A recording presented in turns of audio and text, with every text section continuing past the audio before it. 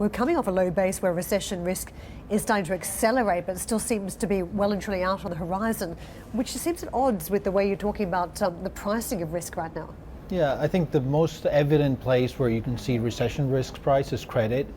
We are in the US trading at levels seen just prior to recessions.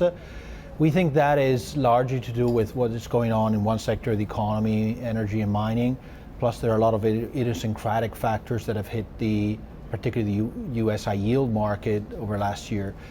Then I think parallel to that, you have a disinflationary environment well priced into fixed income, broadly speaking. I think that is most evident in the way 10-year tips in the US are trading. We touched just below 1.4% on a 10-year horizon, which is a very, very low reading. And I think that is related to oil and the tensions coming out of China. Now, we happen to disagree with both recession risks and disinflationary risks because we see the US and other advanced economies receiving still a lot of stimulus from monetary policy, from fiscal policy, which is one of the novelties of 2016. And the service economy is doing better. That's where price increases are being added. Yet when you take a look at stock market globally, you've got the impression, or you're given this sort of feeling as though something bad is about to transpire. If you still consider the stock market to be a forward indicator in 6 months' time, what are the chances of a recession? Well, we would put those chances not higher than 1 in 5 at the present time. I mean, things could spiral a lot of control. We could be underestimating the severity of the downturn in China and the spillover effects, primarily through the financial conditions channel.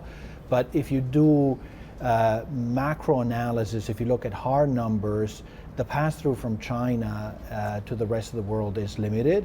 And I would say, yes, the stock market is falling, but if you look at it from a larger context, we had rallied into the last part of last year. We had come at a very expensive valuation vis-a-vis other asset classes. Well, look, I mean, we have seen multiple times in this cycle where you get a one standard deviation, 12% or so move down in global equities on the assumption that it's all over with. The economic recovery is over. And quite simply, what the difference is between actual downturns is they worsen and they last. But you need confirmation of this economic downturn. These fears were there in August of last year. These fears are back again.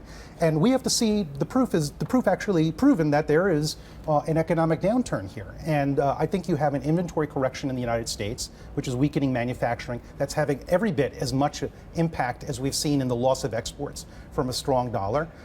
There's been no material letdown in demand, no severe worsening in the structure of demand in the world, potential policy to support the recovery that we have.